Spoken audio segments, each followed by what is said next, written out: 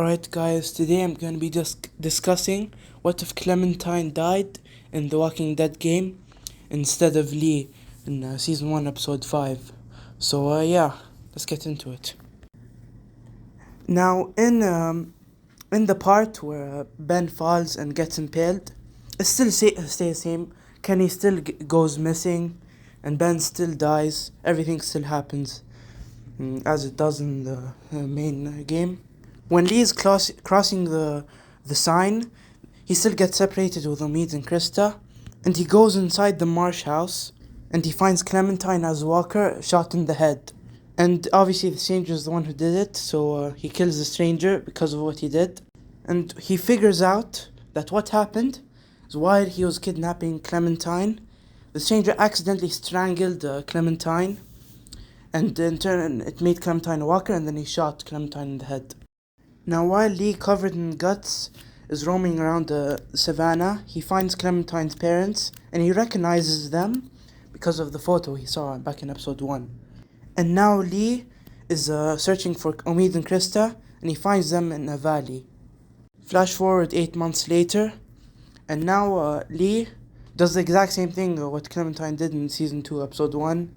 He leaves his backpack with his gun and everything inside. He washes his face with a water bottle as well.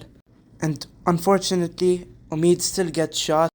And Krista kind of blames Lee for this because he was a grown man. He could have stopped a teen girl or whatever the girl that shot Omid was. And flash forward 16 months later, Lee is in the woods with Krista.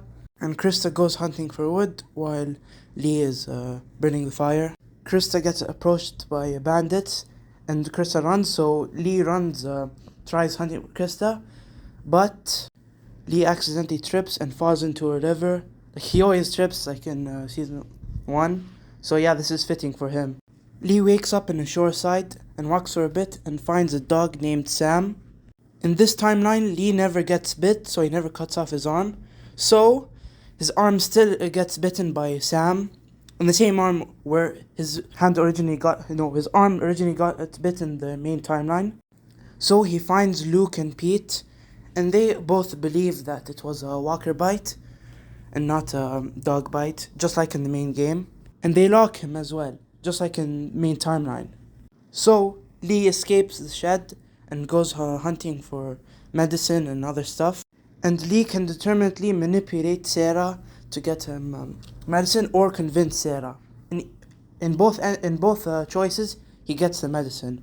So Lee goes back into the shed and patches himself up, this time with less struggle since he's a grown man now. And the cabin group later opens up the shed, and Lee says the same things or what Clementine said. He even says still not bitten. He later goes inside the cabin and talks to Carlos, where determinedly, if you manipulated Sarah, Carlos gets mad at you and doesn't trust you, but if you convince Sarah, Carlos still gets mad at you but not as much, and he still kind of trusts you. Lee can later talk to Nick in the dining table. He can either forgive him or not forgive him, depending on your choices, just like in the main game, the main timeline. Lee later gets asked by Nick where his family is, similar to how Herschel talked to him, and he says that his wife had an affair with him, and he killed the state senator. Learning from season 1 episode 3 from Carly. But if you save Doug, Lee wouldn't tell Luke that he killed the state senator. Lee later says that he took care of a little girl and met up with a new group. He says that this little girl that he took care of was kidnapped by a guy, and he later killed him, so he killed the guy and stopped him from turning. And Luke gets upset by this and said he is sorry for his loss. Lee later goes out fishing with Nick and Pete. Pete later asks Lee if he knows how to shoot, and then Lee says that his parents once took him to military school to learn how to shoot and become a better mannered person. So in this timeline, you learn more about Lee because of the other people he meets. Lee hears Nick talking about Carver and asks who he is, but they give him a silent stare.